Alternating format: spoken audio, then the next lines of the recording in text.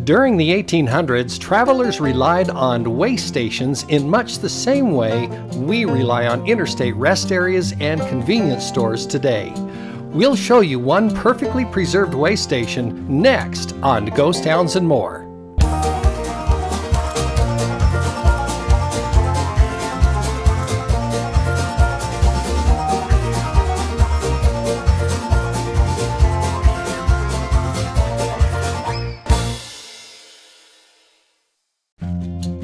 When the Utah Territory was being settled, Territorial Governor Brigham Young recognized the need for a safe way station for travelers going between the territorial capital of Fillmore and the town of Beaver in central Utah.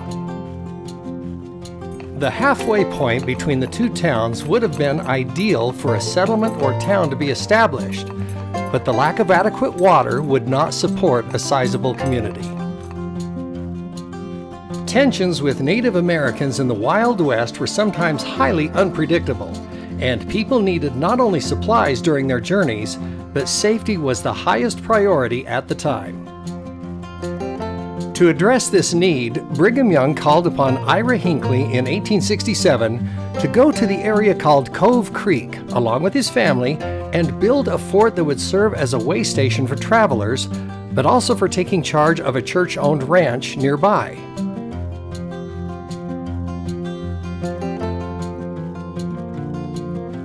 Leaving their home in northern Utah, the Hinckley family willingly relocated to the desolate area and, along with others, immediately went to work. One of the distinctive features of this new fort is that the walls were built entirely of volcanic rock and dark limestone that were so plentiful in the area.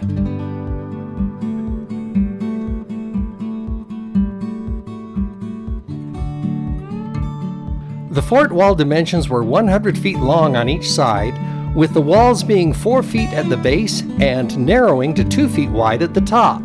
The height of the walls was 18 feet. Being located at Cove Creek, it was only natural to call the new settlement Cove Fort. Most forts during the 19th century were made of wood, but Cove Fort, being made almost entirely of rock, is one of the reasons why it lasted so long and was very durable through time.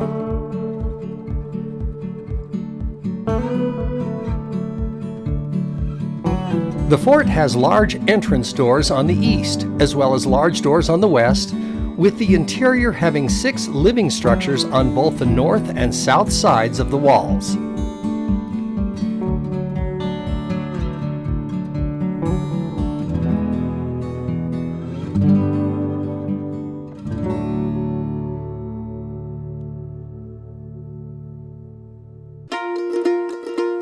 The fort became a daily stop with heavy use for stagecoach lines and many travelers.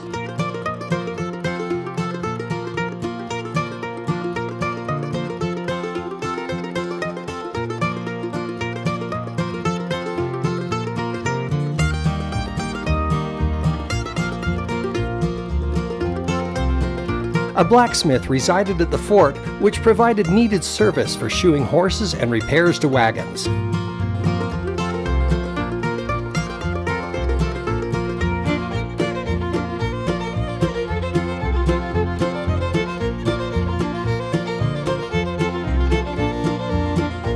The fort was also a Pony Express stop and had a telegraph office.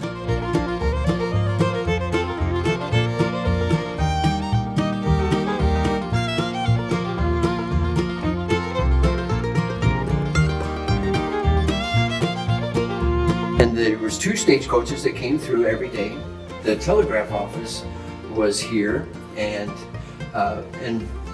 the stagecoaches and the pioneers traveling both north and south would stop here at Cove Fort for a place of refuge, for a meal, for repairs to their wagons.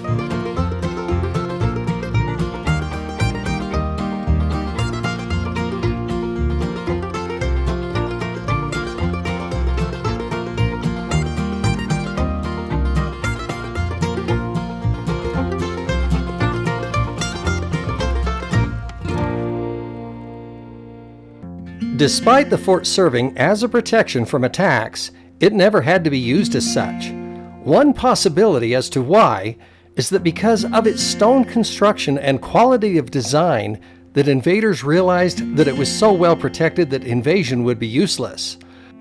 But the more probable reason was because the Hinckley and other families residing at the fort made efforts to befriend and maintain good relationships with the Native Americans.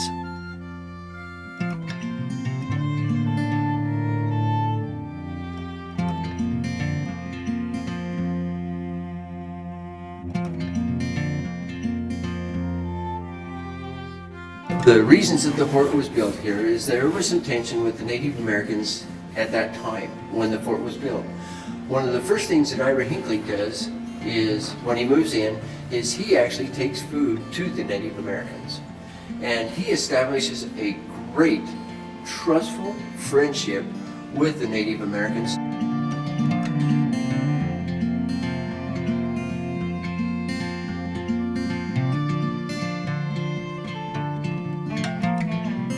One of my favorite stories, Elizabeth Kane was traveling with Brigham Young, and they were sitting down to have a meal.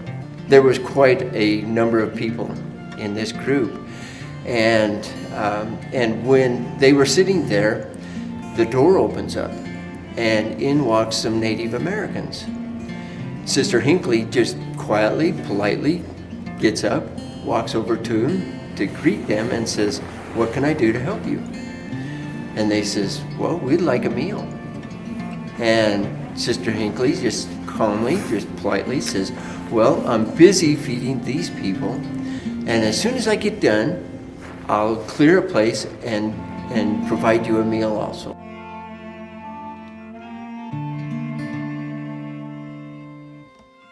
She offered them a place to go out into the courtyard to wait, and true to her word, when they get done with their meal, she clears a spot and sets them a place, and the Native Americans enjoyed the same meal that the prophet Brigham Young got to enjoy just minutes prior to.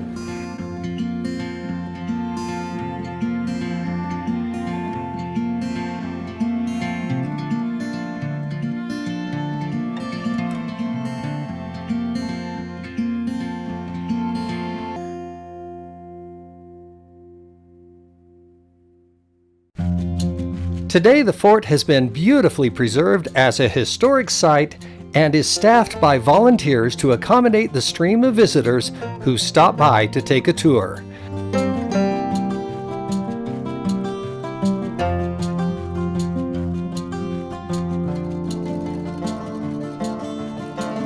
The living quarters inside the fort are furnished with items from the original period, and there are also outlying homes and structures that can be toured as well.